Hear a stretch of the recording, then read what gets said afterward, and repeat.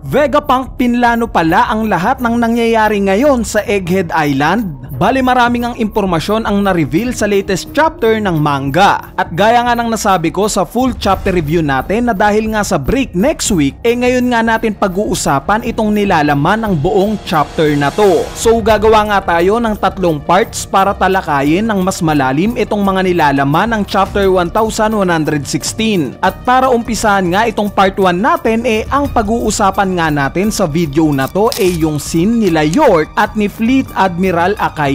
Unahin na natin itong part ni York. Sa latest chapter nga ng manga ipinakitang naguguluhan itong si York dahil paano daw nalaman ni Vegapunk na siya ang kumuha sa nawawalang portion ng Mother Flame since pinutol nga daw niya yung memory niya nung araw na yon. Ipinagtataka nga rin niya yung kawalan niya ng knowledge sa balita patungkol sa pagkawala ng Lulusha Kingdom. Kaya naman naisip nga ni York na malamang daw alam rin ni Vegapunk itong mga plano ng world government. So sa statement pa nga lang na to ni York marami nang masasagot na nakahang na question sa mga past chapters. Gaya na lang na itong pinagtataka ng marami na paanong nakakagawa ng plano itong si York na utusan ang mga Seraphim na bumaliktad. Bali nung kasagsagan nga ng paglaban ng Seraphim sa Straw Hat Pirates at ni-reveal na si York pala ang traitor na nag-uutos sa kanila, marami nga ang nagtataka kung paano ito ginagawa ni York. Samantalang as stated nga iisa lang daw ang utak ng mga satellites ni Vegapunk, which is ito nga yung Punk Records. Meaning once na iplano pa lang ni York itong pagtataksil niya kay Vegapunk, madedetect na nga dapat kaagad ito ng mga kapwa niyang satellites. Bali ang sagot pala sa tanong na to dahil pala yan sa pwedeng putulin ng mga satellites ni Vegapunk yung memory nila sa isang specific na araw. Pwede pala silang mamili ng memory na i-upload lang sa Punk Records. Sa part naman ng pag-aalala ni York na nagulat si Vegapunk na siya pala ang traitor sa mga satellites, this proves na alam pala talaga ni Vegapunk simula pa lang na si York ang traitor. Maybe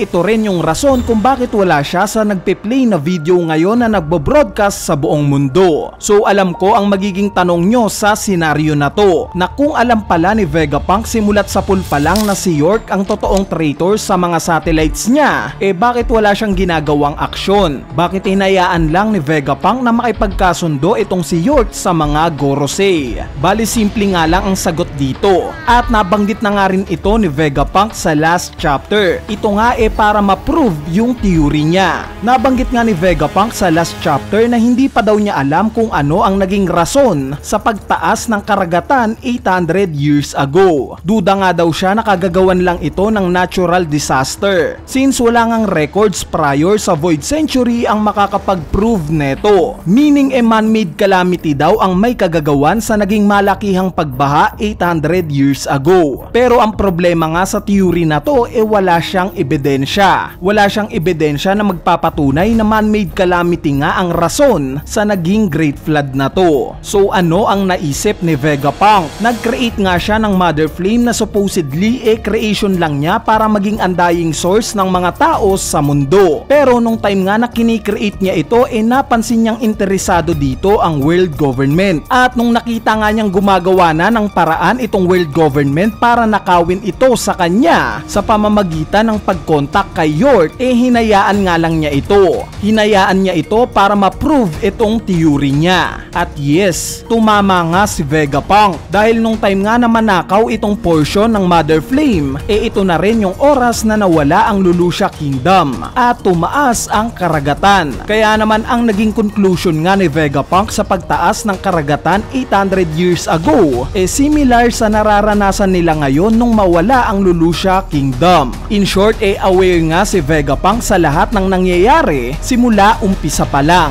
At dito nga babalik yung sinabi ni Shaka kay Dragon na sa tingin niya daw malapit na siyang mamatay. So alam na nga ni Shaka sa mga oras na to yung sasapitin niya similar kay Vegapunk. Alam na nga nila na sa pagdating ng Straw Hat Pirates sa Egghead Island, bilang na ang mga oras nila. Kaya nga nakita natin na walang pagsisisi sa mga mukha nila nung time na mamatay sila dahil handa na nga sila at expected na nilang mangyayari ang mga ito. Mabalik nga kay York, nabanggit nga niya sa mga Gorosei na alam na daw niya ang lokasyon ng pinaglalagyan ng broadcasting snail na ginagamit ni Vegapunk at nasa ibaba nga daw ito libro ng Fabrio Pace kung saan ginagwardyahan daw ito ng ancient robot. Obviously hindi naman talaga meant to be na matatapos itong broadcast ni Vegapunk. Talagang mapuputol ito at some point, since kung matatapos nga ito mawawala yung excitement natin patungkol sa nilalaman ng buong Void Century. At isa nga itong classic Oda style na muli na naman tayong bibitinin sa impormasyon. Pero ang tanong nga dito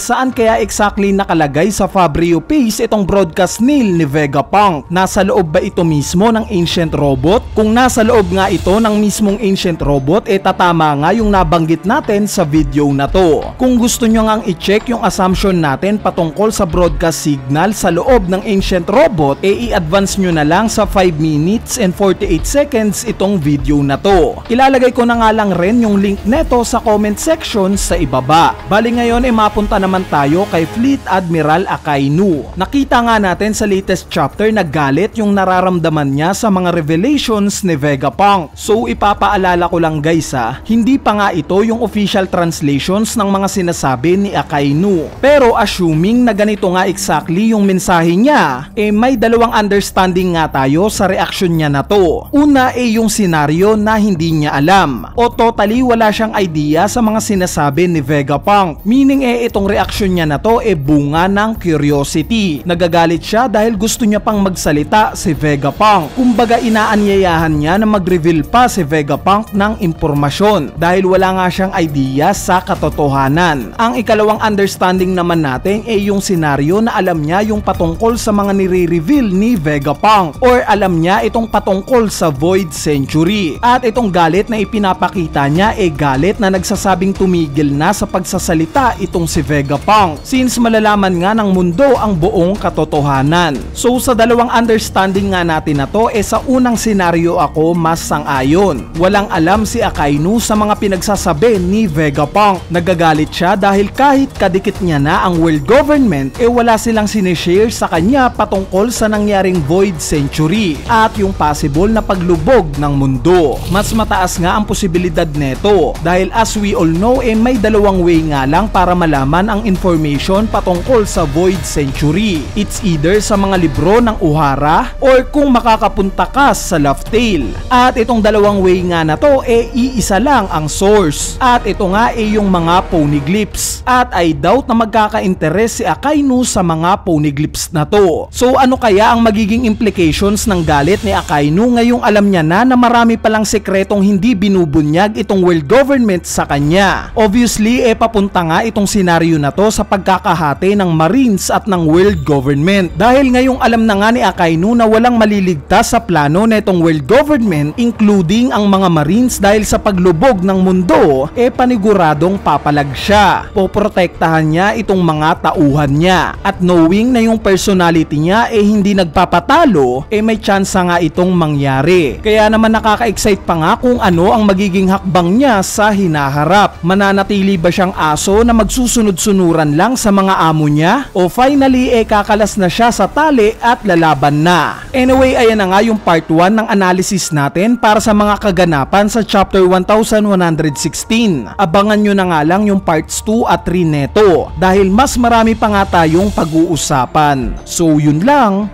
peace!